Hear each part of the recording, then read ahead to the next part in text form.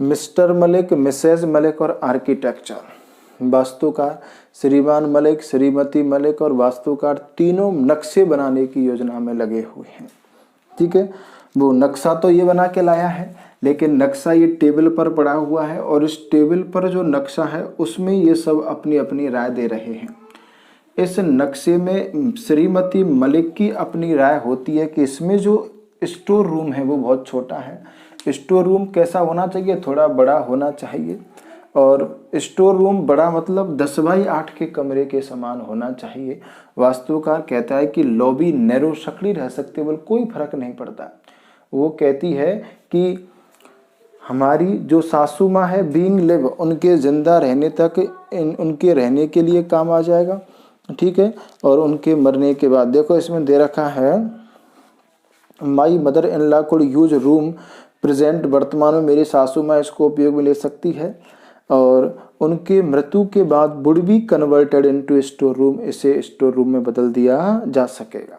ठीक है, श्रीमती मलिक ने एक्सप्लेन हर्टिंगली, धीरे रुकते रुकते ये बातें स्पष्ट की। अब श्रीमान मलिक भी उनके साथ शामिल हो गए हैं और वो कह रहे हैं कि मेरा भी यही ओपिनियन विचार है कि स्टोर रूम लिटिल बिगर, थोड़ा बड़ा होना चाहिए, बेटर बढ़िया रहता है, always better have commodious store room.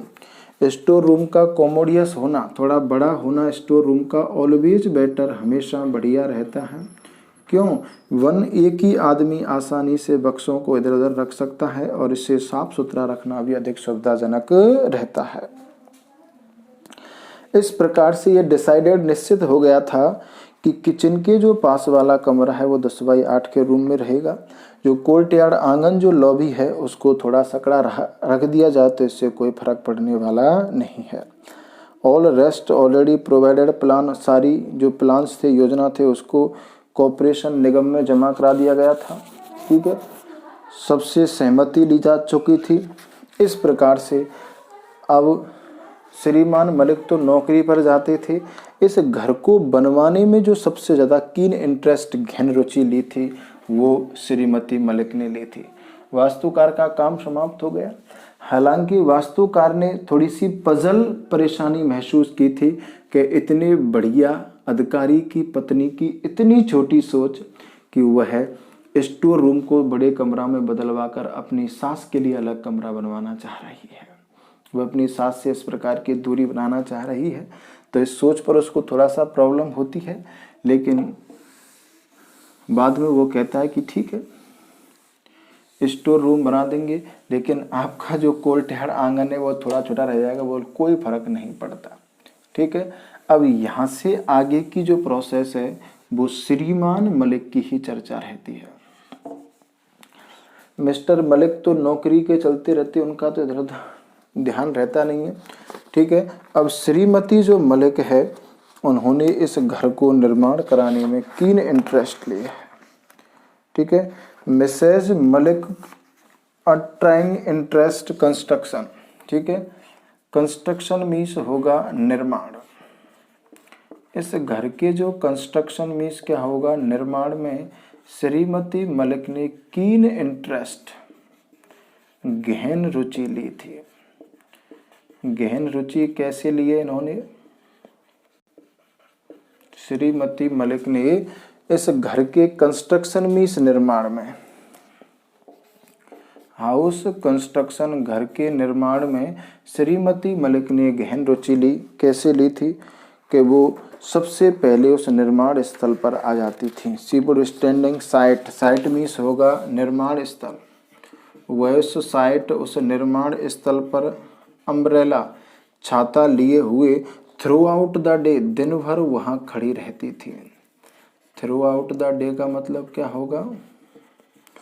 Through out the day का मतलब होगा वह दिन भर वहाँ खड़ी रहती थी अम्ब्रेला, छाता लिए हुए। ठीक है,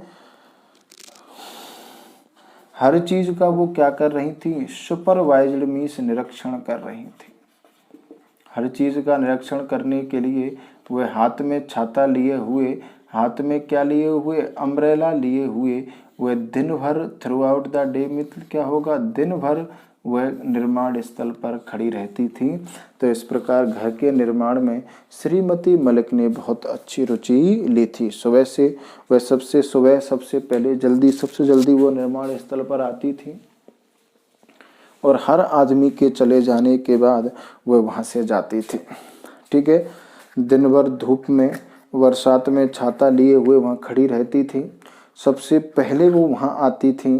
ठीक है, और ऑल वन लेफ्ट, सभी के चले जाने के बाद वह वहाँ से जाती थी। ठीक है, इस प्रकार से श्रीमती मलिक ने घर का जो कार्य था वो अपनी सुपरविज़न, अपने निरीक्षण में करवाया था। समय से पहले ही जो मेसन कारीगर ने जो समय दिया था, उस समय से पहले ही घर का निर्माण कार्य कंप्लीट हो गया था। ठीक है, घर का जो निर्माण कार्य है वो नियमित समय से पहले ही कंप्लीट हो गया था, क्योंकि श्रीमती मलिक ने इसके निर्माण में गहन रुचि ली थी। ठीक है, इसके बाद में जब घर का निर्माण कार्य पूरा हो गया तो श्रीमती मलिक ने अपने पति से कहा था कि नए घर के लिए मैं नया फर्नीचर ही बनवाऊंगी। क्या बनवाऊंगी?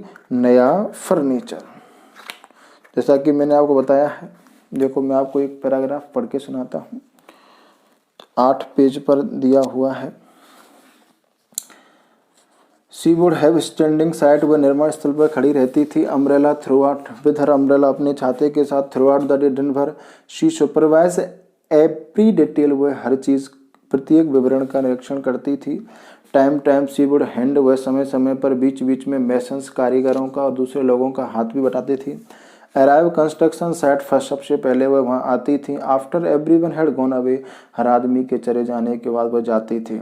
शी इंश्योर्ड, वह आश्वस्त थी। There was no wastage material, कोई सामान की बर्बादी नहीं हो रही थी। लेबर डिड नॉट आइडल, और जो श्रमिक हैं वो अभी आलस नहीं कर रहे थे। ना तो श्रमिक आलस कर रहे थे और ना ही किसी सामान की कोई बर्बादी हो रही थी। ठीक है, इस प्रकार से समय से पहले ही उनका घर का कार्य कंप्लीट हो गया था। इसके बाद मिसेज मलिक इंसिस्टेड, श्रीमती मलिक ने इंसिस्ट किया था, जिद की थी कि she would have new furniture made. Shrimati Malik ने क्या की थी? इंसिस्ट, जिद की थी कि वह न्यू फर्नीचर मेड, वह नया फर्नीचर बनवाएंगी। फॉर न्यू हाउस, वह नए घर के लिए नया फर्नीचर ही बनवाएंगी। नॉट लेट इंटर, वह प्रवेश नहीं देंगी। लेट देंगी, इंटर प्रवेश नहीं देंगी। ओल्ड फर्नीचर, पुराने फर्नीचर के एक पीस को भी वह नए घर में प्रवेश नहीं देंगे। इस बीच वो अब नया फर्नीचर बनवाने की योजना में थे। ठीक है, और इसके साथ साथ वो घर में प्रवेश करने की भी योजना बना रहे थे। तभी पता चला कि house has been acquired by the government. तभी पता चलता है कि जो घर है वो सरकार के द्वारा अधिग्रहित कर लिया गया है। सरकार ने उनके घर पर क्या कर लिया है? अधिकृत कब्जा कर लिया है। अब कब्जा करने के पीछे क्या रीजन हो सकता है? House has been acquired, house has been acquired by the government. घर को किसने? सरकार ने अक्वायर्ड मीन्स कब्जे में ले लिया था या अधिग्रहित कर लिया था। घर को सरकार ने क्या कर लिया था भैया? अधिग्रहित कर लिया था। अब अधिग्रहित करने के पीछे रीजन हो सकता है तो या तो उन्होंने कोई नॉर्म्स पूरे नहीं किए होंगे, जैसा कि बड़े बड़े शहरों में वाटर हार्वेस्टिंग को अपनाना पड़ता है, तो ऐसा कुछ उन्होंने नहीं किया होगा जिसके चलते सरकार ने उन घर पर कब्जा कर लिया था। जैसे ही घर पर सरकार के द्वारा कब्जे करने की बात श्रीमती मलिक के द्वारा सुनी जाती है, मिसेज मलिक वाज फ्यूरियस। ये बोर्ड में क्वेश्चन आ चुका है।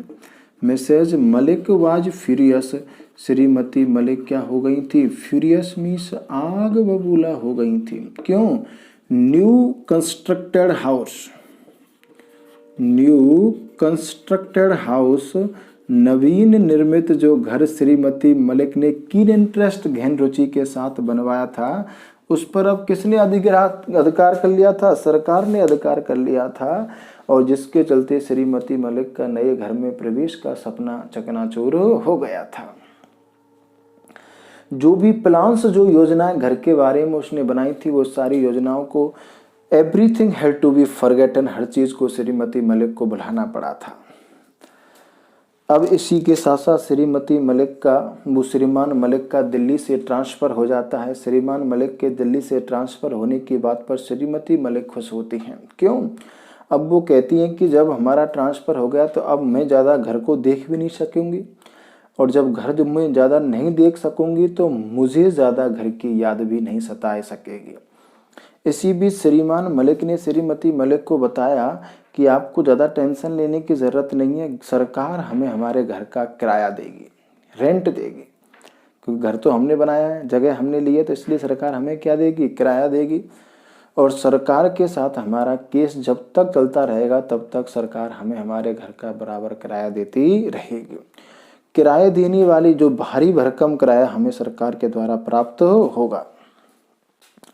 जो सब्सटेंशियल, भारी भरकम की अंग्रेजी होगी सब्सटेंशियल, SUBSTANTIAL, सब्सटेंशियल जो रेंट है, भारी जो भरकम किराया है, वह किराया हमें सरकार के द्वारा प्राप्त होगा, और ये credited in our bank account, और ये हमारे बैंक खाते में क्या हो जाएगा? इन आवर बैंक अकाउंट, हमारे बैंक खाते में ये क्या होगा? डिपॉजिट जमा हो जाएगा। कब? अर्ली इन द मंथ की शुरू में। श्रीमती मलिक भारी भरकम किराए की बात को सुनती है तो वह शांत हो जाती है और कहती है कि रेंट असेस हमें किराया मिलेगा, और किराया भी भारी भरकम किराया मिलेगा, और वो किराया एवरी मंथ, प्रति महीने डिपॉजिटेड इन अवर अकाउंट, हमारे बैंक खाते में क्रेडिट हो जाएगा, जमा हो जाएगा। इस बात से श्रीमती मलिक क्या हो जाती है? भी खुश हो जाती है, और वह कहती है कि बढ़िया है। और निजी किराएदारों का तो जो प्राइवेट टेनेंट्स होते हैं, कौन से होते हैं? प्राइवेट जो टेनेंट्स होते हैं, निजी किराएदारों का तो बड़ा टेंशन, हेडेक होता है। कैसे हेडेक होता है? कि वो समय पर उनकी जो डिमांड्स, मांगें होती हैं, और उनकी जो कंप्लेंट्स, शिकायत होती हैं, वो कभी पूरी नहीं होती। आज अंकल जी लाइट ना जल रही, तार टूट गए, मोटर ना चल रही, ठीक है, और इस नल में पानी नहीं आ रहा है, ठीक है, वॉश बेसिन का सिंक खराब, वो सिंक में से पानी नहीं जा रहा, वॉश बेसिन का पानी नहीं निकल पा रहा है। ऐसी बहुत सारी डिमांड्स होती हैं, ठीक है, ये यहाँ पर नया नल, नई टूटी लगवा दो, ठीक है। ऐसी डिमांड्स और मांग होती हैं, वो उनकी कभी पूरी नहीं होती। इसके अलावा irregularity in their payment of rent.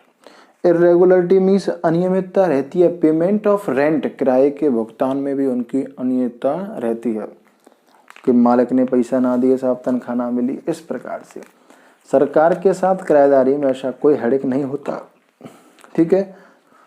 इस प्रकार से सरकार ने उनके घर पर अधिकार तो कर लिया था, लेकिन सरकार के द्वारा किराएदारी, टीनेंसी बाय गवर्नमेंट, सरकार के द्वारा जो किराएदारी थी वो उनके लिए प्लीजेंट एक्सपीरियंस, एक खुशनुमा अनुभव था, ठीक है। इसके बाद अब उनका सरकार से अपने घर को छुड़ाने के लिए केस चलता रहा, ठीक है। इसी बीच होता क्या है कि श्रीमती मलिक की जो सासू माँ है वो इस दुनिया से पलायन कर जाती हैं, ठीक है। श्रीमती मलिक की जो सासू माँ है वो इस दुनिया से गुजर जाती हैं, और श्रीमती मलिक की सासू माँ दुनिया से गुजर जाती हैं, एक minute battery low, Shrimati Malik की सासू माँ इस दुनिया से गुजर जाती हैं, और बेटी का भी उनके द्वारा विवाह कर दिया जाता है, ठीक है। बेटी का भी उनके द्वारा क्या किया जाता है? विवाह कर दिया जाता है। श्रीमान मलिक का दिल्ली से ट्रांसफ़र हो जाता है, और वो अपने घर को छुड़वाने के लिए सरकार से केस लड़ते रहते हैं। किराए की बात को सुनकर Shrimati Malik quiet and down शांत हो जाती है कि उन्हें भारी भरकम किराया सरकार के द्वारा मिलेगा, और वह निजी किराएदारों के बारे में बात करती है कि उनकी डिमांड्स कंप्लेंट्स कभी ख़त्म नहीं होती, उनकी किराए में अनियमितता भी रहती है। इसी बीच उनका आगे का ज़िंदगी चलती रहती है और कुछ समय बाद, कुछ वर्ष बाद सासू माँ भी इस दुनिया से गुजर जाती हैं, और क्योंकि वो बूढ़ी थी, और उनकी बेटी का भी विवाह हो जाता है। अब केवल बेटा ही विवाह के योग्य बचा था। श्रीमान मलिक ने डिसाइड किया था कि रिटायर्ड होने से पहले, नौकरी से सेवानिवृत्त होने से पहले वह बेटे का विवाह कर लेना चाहिए, और किराए के घर में रहते हुए वो अपने बेटे का भी विवाह कर लेते हैं। बेटे का विवाह हो जाता है। The son had been married, बेटे का विवाह हो जाता है। Mr Malik had retired from service, और श्रीमान मलिक नौकरी से भी रिटायर्ड में सेवानिवृत्त हो जाते हैं। But their house had not been release by government, लेकिन उनका घर अभी भी सरकार से नहीं छूटता है, सरकार के अभी भी कब्जे में होता है। Mr and Mrs Malik lived with their son and daughter in law in a rented house, श्रीमान मलिक और उनकी पुत्र वधू, श्रीमान मलिक और श्रीमती मलिक अपनी पुत्र और पुत्र वधू के साथ रेंटेड हाउस, एक किराए के घर में ही रहते थे। Mister Malik was still fighting government, श्रीमान मलिक अभी भी सरकार से केस लड़ रहे थे रिलीज ऑफ द हाउस, घर को छुड़ाने के लिए। But when his and came, लेकिन उनका अंत आ गया था और वो भी इस दुनिया से पास्ट अवे में गुजर गए थे। कब? Without being live in house even for a day, अपने घर में, अपने बनाए हुए घर में एक दिन भी रहे बिना इस दुनिया से वो विदा हो गए थे। लेकिन उनके इस दुनिया से विदा होने के 3 महीने बाद ही उनका घर उनके लिए डी रिक्वेस्टेड मीन्स पुनः अधिकृत हो जाता है, अर्थात उन्हें मिल जाता है। अब वो नए घर में शिफ्ट होने की योजना बनाते हैं। घर को पेंट कर लिया जाता है, ठीक है। अब पंडित जी के द्वारा नए घर में प्रवेश का मुहूर्त भी पूछ लिया जाता है। अब वो नए घर में शिफ्ट होने की योजना, लेकिन इस नए घर के रंग पेंट आदि में सबसे ज़्यादा जो गहन रुचि ली थी वो पुत्र वधू ने, डॉटर इन लॉ ली, क्योंकि अब श्रीमती मलिक तो क्या हो चुकी थी, बुढ़ी हो चुकी थी, ठीक है। अब वो नए घर में शिफ्ट होने के लिए प्लान बनाते हैं।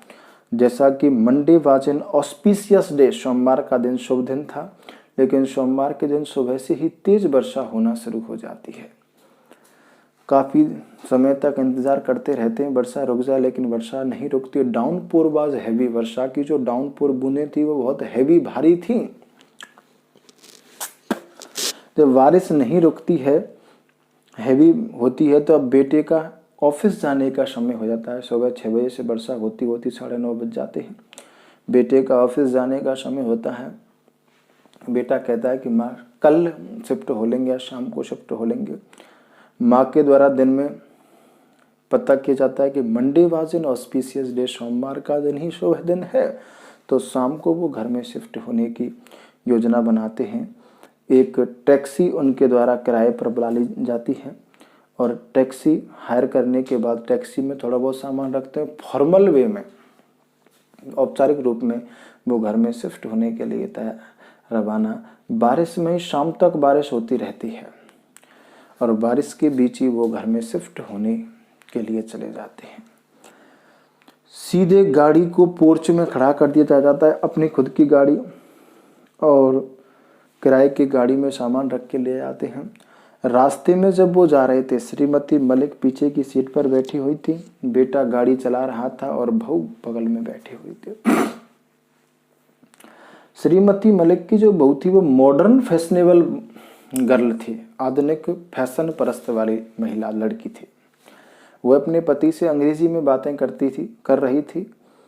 श्रीमती मलिक को अंग्रेजी में बातें करना बिल्कुल पसंद है, क्योंकि वह अंग्रेजी ना समझती थी ना ही बोल सकती थी।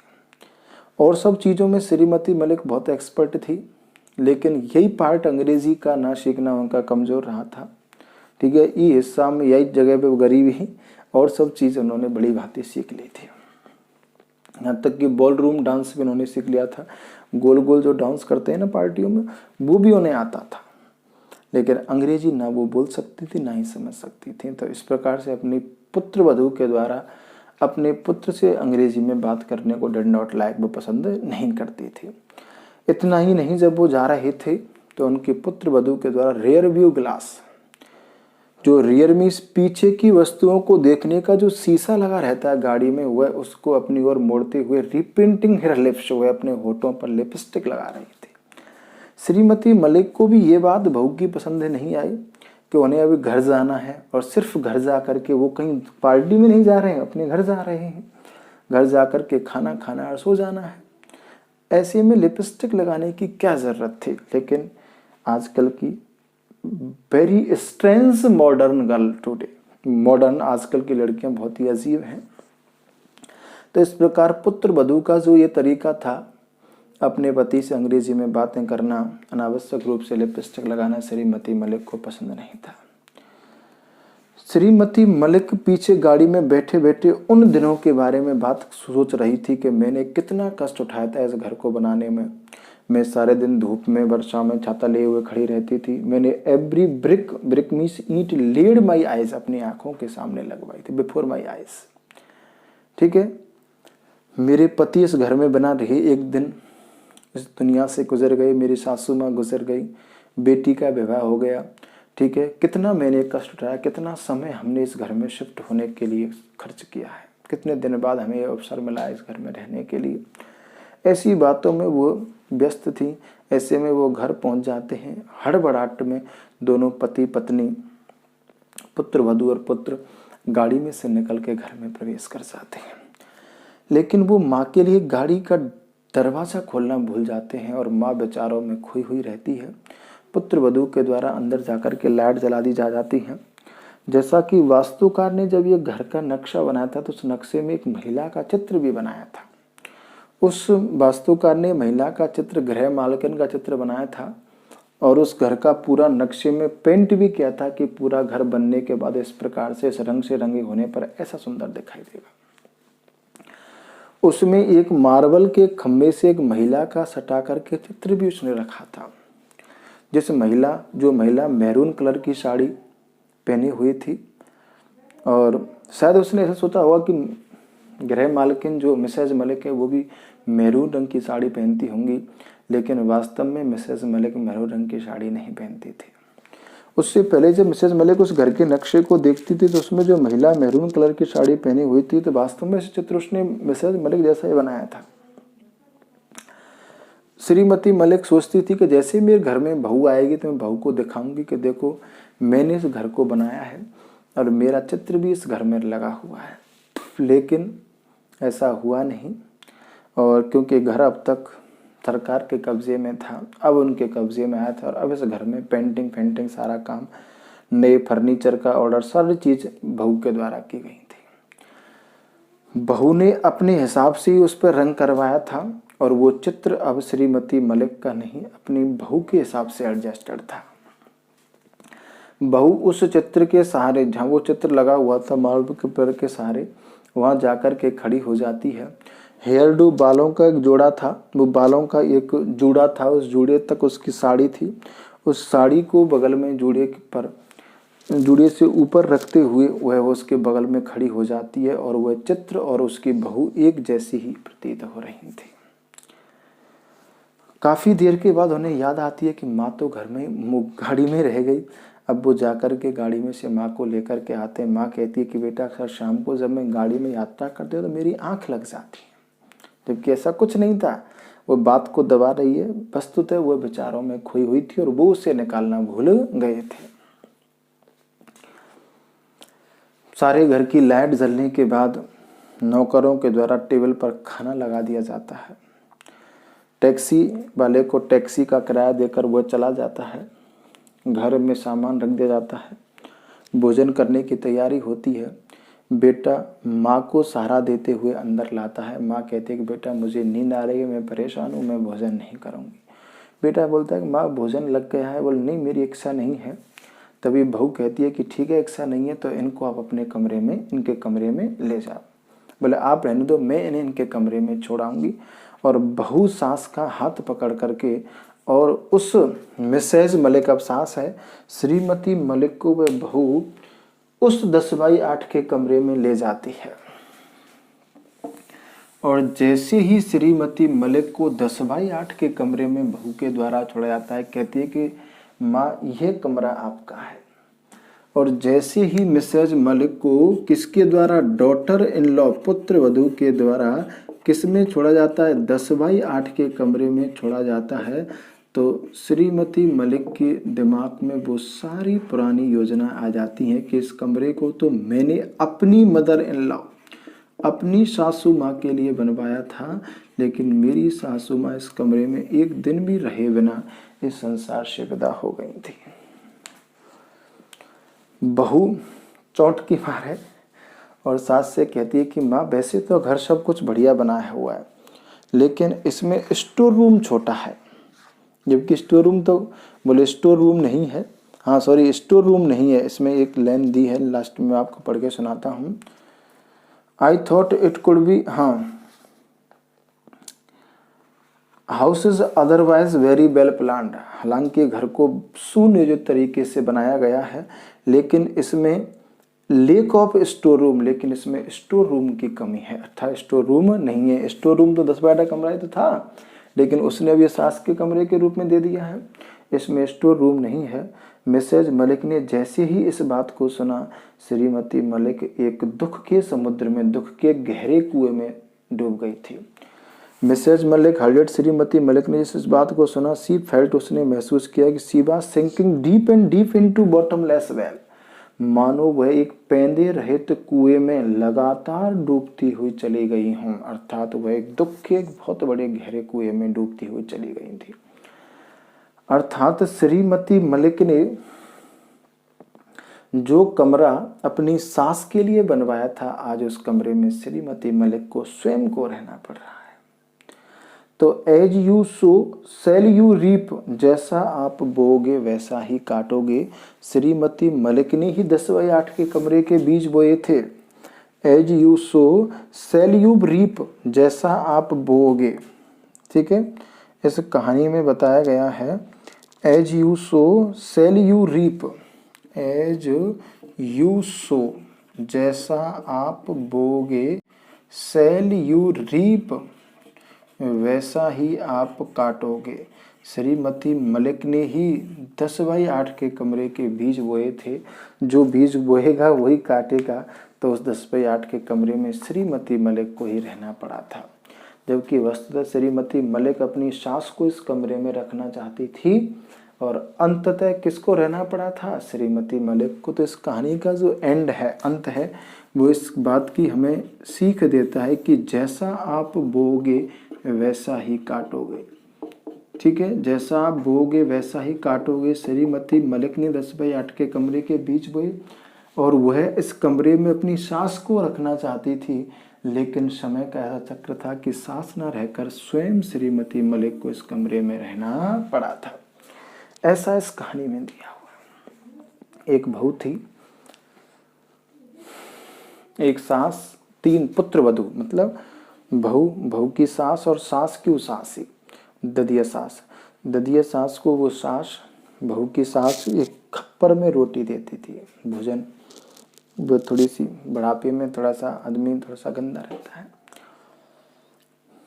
नई बहू देखती रही, वो सास गुजर गई, बहू सांते पे बैठ गई। वो उस बहू की सास, मतलब ददिया सास, दादी सास गुजर गई थी, तो जो रियल सास थी उसकी, वह सांतरे पर बैठ गई। तो अब बहू ने जिन खप्परों में उस दादी को भोजन दे देता था, वो खप्परों को उसने इकट्ठे करके रख लिया। जब ये उसकी सास जब क्या हो गई थी, बुढ़ी हो गई थी, तो बहू ने उन्हीं खप्परों में सास को भोजन देना शुरू किया। तो ये तू क्या कर रही है, तो तुम भी तो अपनी सास को ऐसे ही रोटी देती थी। तो as you sow shall you reap, जैसा आप बोगे वैसा ही काटोगे। तो इस कहानी से हमें ये शिक्षा मिलती है कि हमें बड़े बुजुर्गों का सम्मान करना चाहिए, उनके साथ हमें ऐसी कोल्ड ट्रीट नहीं करना चाहिए, ऐसा दुर्व्यवहार हमें उनके साथ नहीं करना चाहिए, क्योंकि हम किसी के साथ करेंगे तो संभव है कि हमारे साथ भी दुर्व्यवहार ही होगा।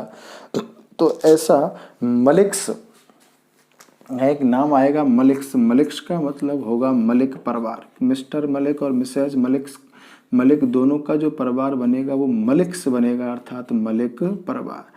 तो मलिक परिवार की ऐसी रियल स्टोरी इस पाठ में बताई गई है। इसमें जो सबसे प्रधान करैक्टर है वो मिसेज मलिक है।